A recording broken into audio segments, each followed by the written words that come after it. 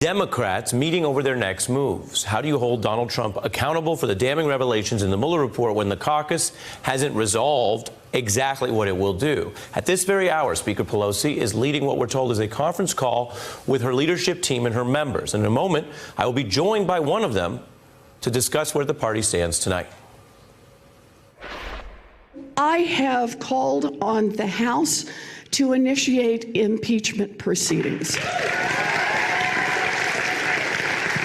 I'm not there yet, but I can foresee that possibly coming. Do you think this is impeachable? Yeah, I do. If proven, which hasn't been proven yet, some of this, if proven, some of this would be impeachable, yes. That's some of the range of views, so the Speaker today trying to balance them, telling members they have a range of views which can include impeachment and they want to find the truth. The priority, she still says, is that the American people need to see their proceeding free from passion or prejudice, strictly on the presentation of fact. Also noting that President Trump has engaged in highly unethical and unscrupulous behavior, and Republicans should be ashamed of what Mueller revealed.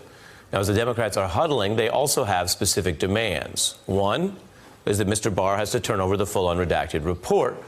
Two is for Bob Mueller to personally testify with a deadline of May 23rd. And three, breaking just moments ago here in our newsroom, a formal subpoena for Bob Mueller's star witness, White House counsel Don McGahn, the guy who talked about all the crazy stuff, except he used a more severe word, and who warned of a Saturday Night Massacre, the crazy stuff he said Trump was demanding that he refused to do. All of this looks like a lot. There are the hearings as well that should focus on Donald Trump's activities as displayed in the Mueller report, and all of that raises the questions of whether it's oversight or whether it's impeachment. Thank you. Nobody disobeys my orders. Are you worried about impeachment, Mr. President? Not even a little bit. Not even a little bit. I'm joined now with a very special guest, and it's an exclusive. David Kelly was the U.S. Attorney for the Southern District of New York, a familiar position to viewers because it's been held by Rudy Giuliani, James Comey, and Preet Bharara, who also says that he was contacted, he viewed it inappropriately by the president. Thank you for being here, David. Good to be here. I will also mention, as I always do, that long ago I worked for you when we practiced law together. But you're here because you understand how these things work. Indeed, some have said that you need an underlying crime to prove that there is obstruction of justice. You prove the opposite in the Martha Stewart case, and you sent her to jail without her being a part of the underlying crime. How does, at a broad level, obstruction as documented potentially by Mueller work, and do you think he has a strong case against Trump if he were a citizen? So let me put it this way. As a legal matter, do you need to prove the underlying crime that's being obstructed? The answer is no, not as a legal matter. What I think Bob Mueller did here was very thoughtfully look at all the different factors involved. Constitutional issues concerning what a president has a right to do in his executive branch, et cetera. It's all laid out in his report. I think at the end of the day, he's thinking, putting all that aside, it's not just the normal person I'm going to be indicting. I'm going to indict the president. And if I'm going to do that, I really want to make sure I have a strong case, because there's no going back. I want to make sure this case is a winner. I want to make sure it gets over all the legal hurdles. And I think at the end of the day, that's kind of like a prosecutor's gut. You know, where do I end up with this case? It's, I got the legal stuff down. Can I prove the obstruction? Certainly not exonerating him, but is it something I really ought to charge under these circumstances? And I think that there is too many issues involved there for him ultimately to say, let's go with it. It's a winner case. We're solid on all fronts. When you read this report, and I've now gone through basically my second reading of it, one thing that comes... had a really fun weekend. One thing that comes through, David, is a real emphasis on the analysis of the president's criminal intent.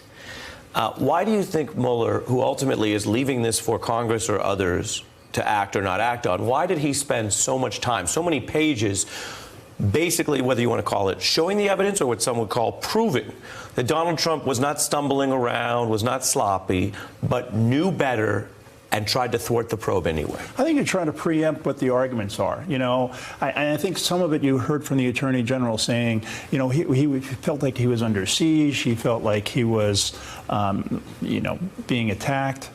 Well, that's not really, it's not a defense, but it's important to preempt all those kinds of arguments by laying out what the facts are that help show what his intent is. And I think it's really important here. If you look at the evidence that he has, it's really, he's turning to people that he trusted, his loyalists, and directing them to do things that even they wouldn't do. I think that's really telling. Why is that so powerful? Because because they knew that there's something wrong with what he's asking. And if they, and frankly, you know, look, I think in some people's mind, there's some of those folks who are not of the highest ethical caliber.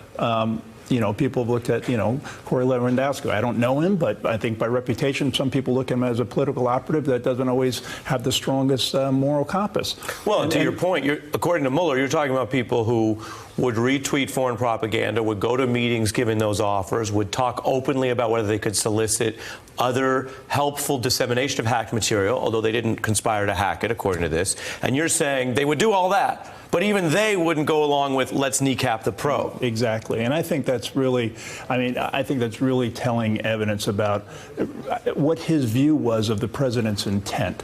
But notwithstanding that, you still at the end of the day have an awful lot of legal issues to get by, and an obstruction case. Look, we did it in the Martha Stewart case, but there aren't many obstruction cases out there where you don't have an underlying crime that was being obstructed.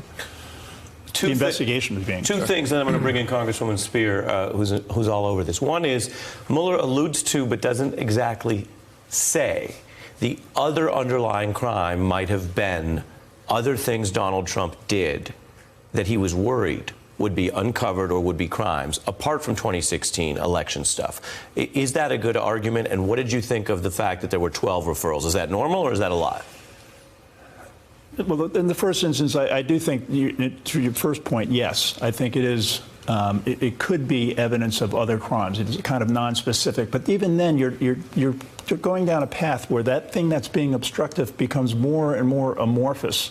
And I think, from a prosecutor's perspective, you really need to nail down what is he trying to.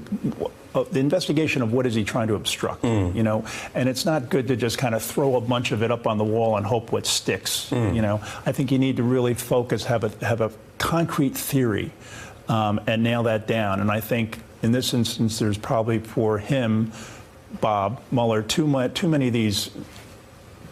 hurdles to get by comfortably. And 12 is a lot or normal? 12 is a lot. 12 is a lot.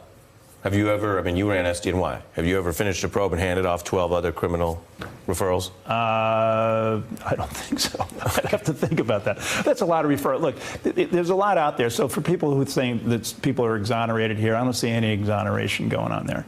And there's still a lot out there that has not yet come to the public's eye with the referrals.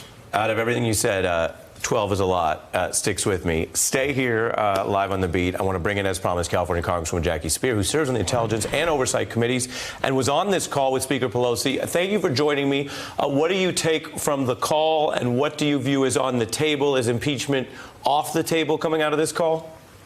I think what comes out of this call is a clear appreciation that we do have a date with destiny, as Chairman Cummings has said.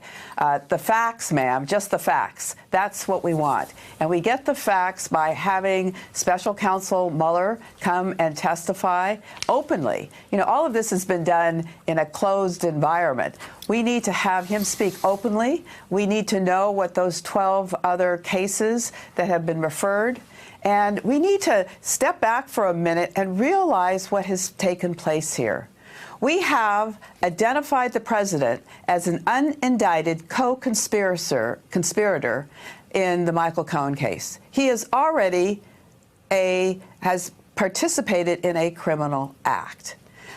There are obstruction of justice allegations that have been made here, and whether the actual obstruction took place or not, the intent to obstruct is also a crime. So I think the American people have to have the opportunity to hear this in an open setting, to be able to chew on it, to understand that this is just not a game as the president thinks of it.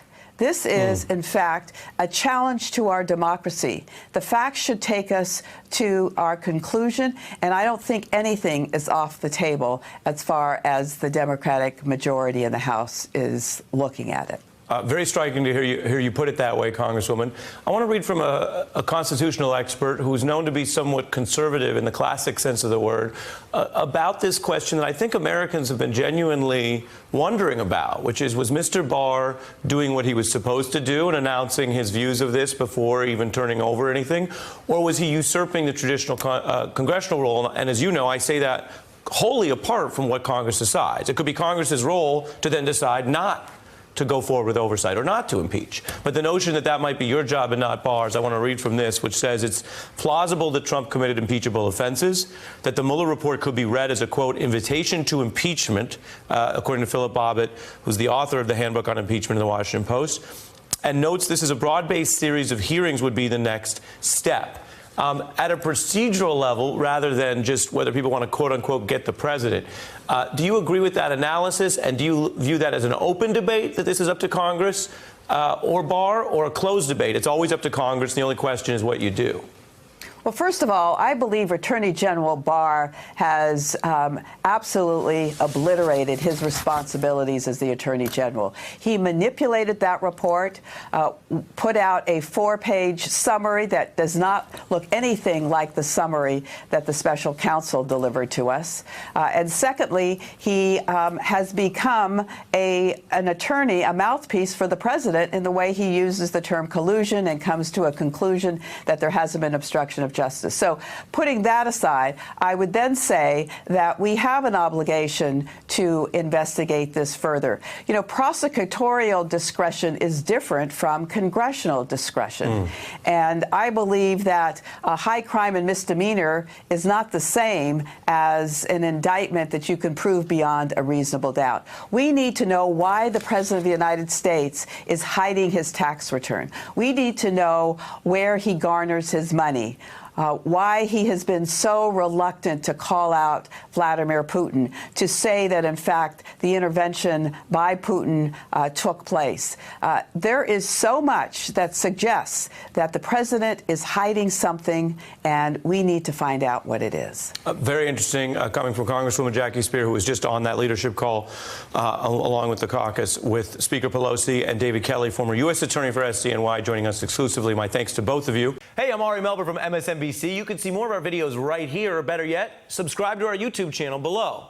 You could have been anywhere in the world, but you're here with us, and we appreciate that.